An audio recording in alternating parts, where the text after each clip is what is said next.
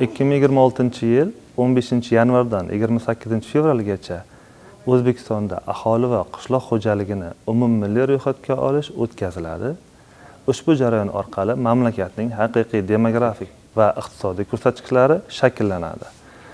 Ro'yxatga olish jarayoni aholi soni, tarkibi haqida to'liq ma'lumot olish imkoniyatini yaratadi.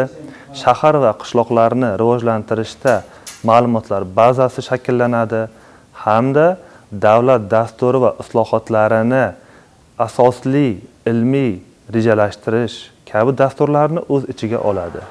Ro'yxatga olish jarayoni 2 bosqichda amalga oshirilib, dastlabki 17 kunida census.stat.uz sayti orqali onlayn ro'yxatdan o'tish mumkin va keyingi 1 oy davomida esa mahalla yetkaziligi tomonidan umumiy yurgan holatda ma'lumotlar shakllanadi.